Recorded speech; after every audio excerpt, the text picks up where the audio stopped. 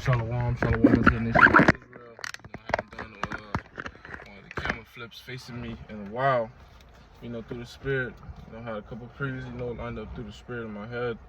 That will flow. Lord wanted this is edifying, straight to the point. Double answer the apostle Jesus call Halam May Yahweh Bashim Yahshua Bashim Kakadash.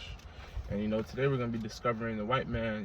The so-called white man. Because the term white originated in 1688. In Virginia, which was really to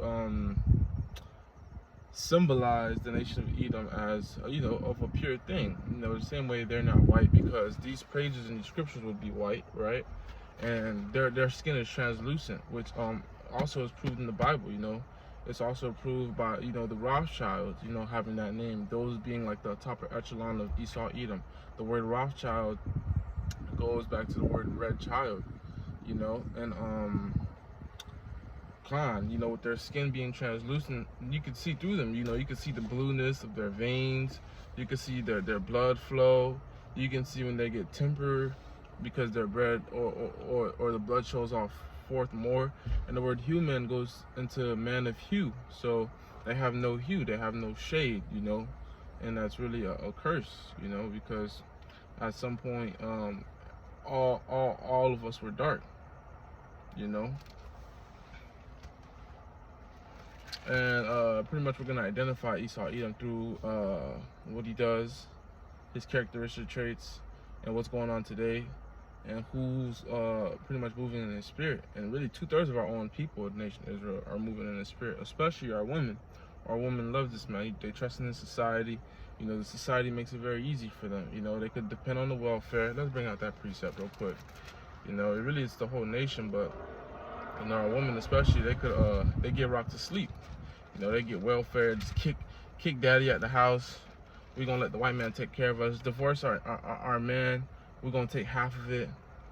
Well, what other wickedness they got? This nigga get me pregnant. Oh, I get up, I don't like him, I'm aborting it. My right, my body, my choice. To back up that welfare line that I brought out. The book of Revelation, chapter 12, verse 14, and to the woman were given 2 wings of a great eagle, that she might fly into the wilderness, into her place where she is nourished. So that's that nourishment is that welfare for a time and times and a half from the face of the serpent. The face that serpent, known as ESAU Edom, that spirit that he moves in, because not only are they nourishing her, but they're not nourishing the nation for it to become the head. They're nourishing the nation to pretty much wear out the saints. Just give them enough to survive, to go on, so we could work their ass off the next day. And pretty much we'll start in Genesis chapter 27, verse 39. And Isaac, Yatzazak, that means laughter, his father, because when the Lord said that he's gonna have a child, at that barren age, his wife was gonna have a child. They laugh. I believe, I'm not mistaken, but I believe that's the storyline. But I didn't have to get that deep into it. But and Isaac, his father, answered and said unto him, because Salakia, behold, thy dwelling shall be the fatness of the earth. Who has the fatness of the earth? Who has the best wine? Who has the best foods? Who has access to the best water, the best vacation spots? We can't, they be like, go back to Africa, even though we're from Jerusalem, right? We can't even afford to go to Africa if we wanted to. A trip to Africa is $2,000 one way, So we we're not gonna get into that, man. But and the dew of the heaven from above, and by thy sword shalt thou live, and shalt thou serve thy brother. And really, Esau's our wicked fraternal brother. He is our brother, but outside the nation of Israel, Khan. It shall come to pass, when thou shalt have the dominion, thou shalt break his yoke from off thy neck.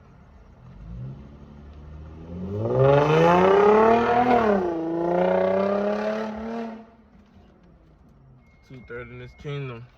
But Khan, that was Esau's blessing, is that sword, So they pretty much like a samurai out here, just you know, chopping, rape, robbery, and murder, and that's how they impose their dominance, you know, which is also shows you they're not fit to rule, because when we have our kingdom, when we're ruling, our dominance is not going to be shown through just rape, rob. We're not going to be, you know, we're going to do what we got to do, but we're not going to do it how Esau does it. You don't have to impose masculinity and rulership over people in the manner that they did, you know, sodomizing people, you know. But with that being said, you know, eye for an eye, tooth for a tooth, you know, so we're gonna get ours back. Lord willing, you know, we're that number. Job 9:24 is a classic, you know. You can't get around this one, whether if you want to or not, you know. It reads, the earth is given into the hand of the wicked, you know, so that pretty much goes back to the fatness of the earth. Who's the wicked? ESAU EDOM. We're gonna prove that. He covered the faces of the judges thereof. If not, where and who is he? You know, who is the judges, we must ask. The judges are the saints. Who are the saints? The saints are the Israelites. And in fact, more in particular, the elect of the nation of Israel. So-called blacks, Hispanics, and Native Americans. Those are the Lord's chosen people. And to prove who the wicked is, we're going to go to Psalms 83. And he covered the faces of the judges, right? So there's a saying, there's a popular quote, you know, who's in charge, you know, who you can't speak against. And, you know, people are, you know, people are getting their identity, their careers, and their bank accounts frozen, you know, by not misspeaking, but speaking. You know, it's the only supposed to have freedom of speech, so how come I can't say what I want about you, but you can say all you want about me? I'm sure you can find countless accounts of Amalek, you know, small hatters, you know, in the land of Israel right now, trotting it down, you know, speaking ill about us, or, you know, brothers in their own tribes, which is, you know, I'm talking about the nation of Edom, you know. Psalms 83.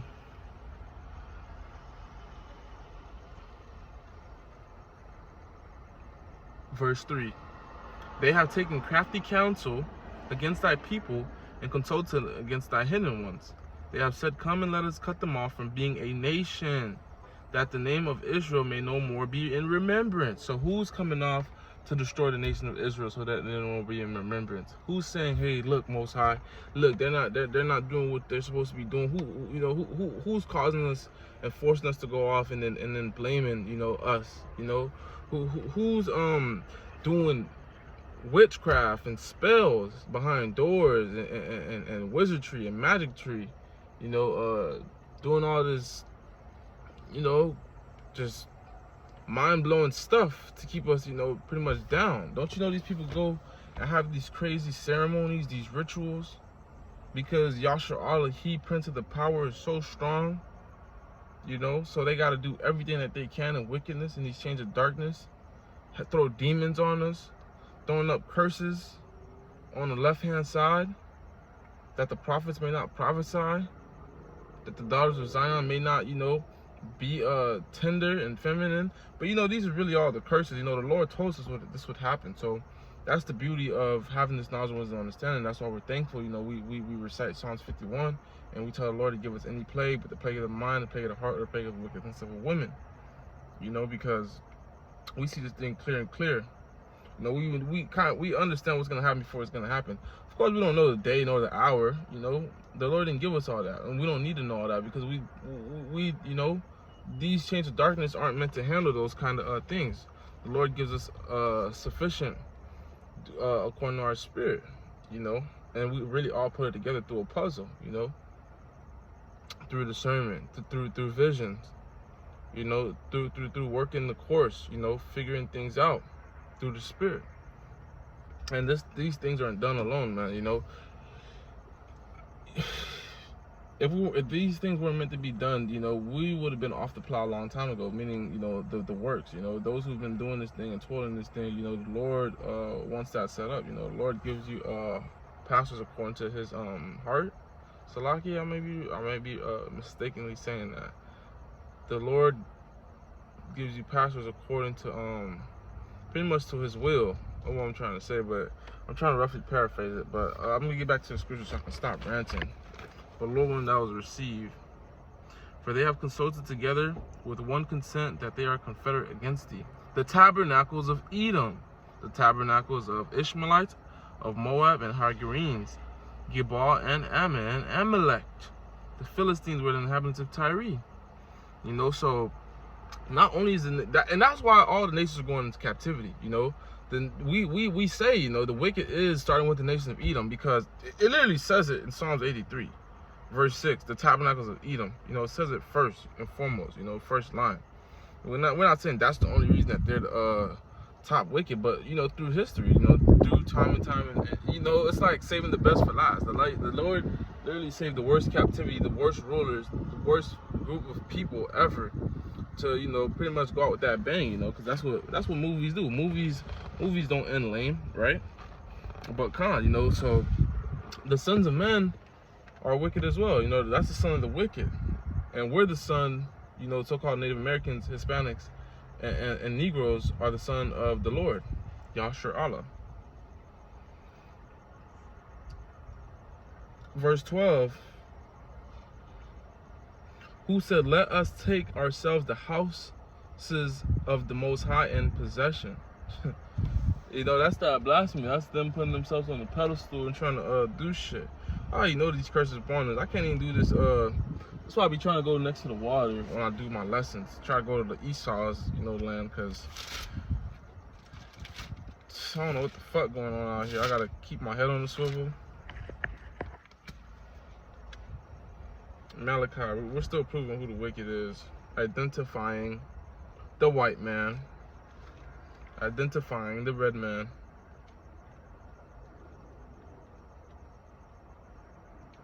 Bear with me as I get the book of Malachi. Malachi 1. And start at verse 1. The burden of the word of the Lord to Israel by Malachi. I have loved you, saith the Lord. Yet ye say, wherein hast thou loved us? Was not Esau Jacob's brother? Saith the Lord, yet I loved Jacob.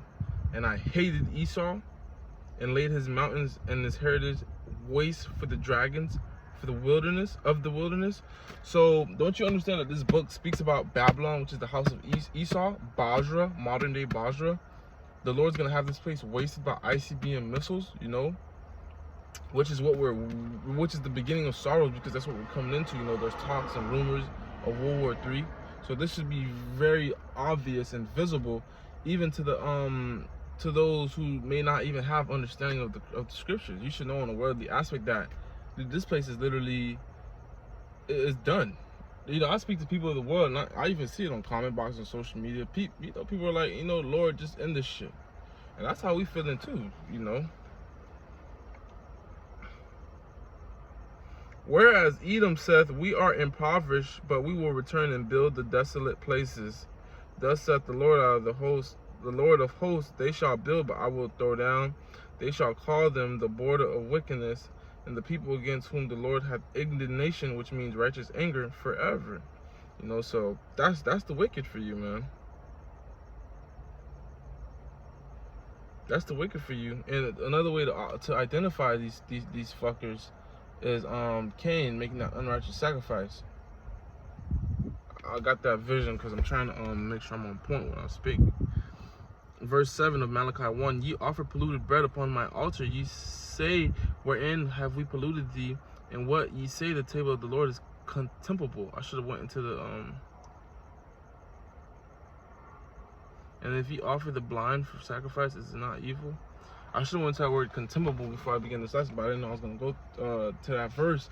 But, you know, did not Cain offer fruits?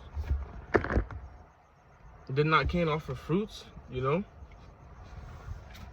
as a sacrifice when the Lord didn't require fruits? But Khan, you know, we're gonna wrap it up with that, you know. And that's how you identify with white man is shit. If you don't want to use the Bible, hey, let's go into time, you know. Let's go into the time when the discoverer of America came over and signed treaties and broke every single last treaty with the people that were here before, you know. Let's speak about the Negroes, the conditions that they were put in, you know, butt breaking, being humiliated and pretty much dehumanized in front of their brothers and their wives, their family, so there would be no more uproars by them, you know. Let's talk about the Hispanics, you know, or let's continue on to the Negroes, you know, forcing them to have incest.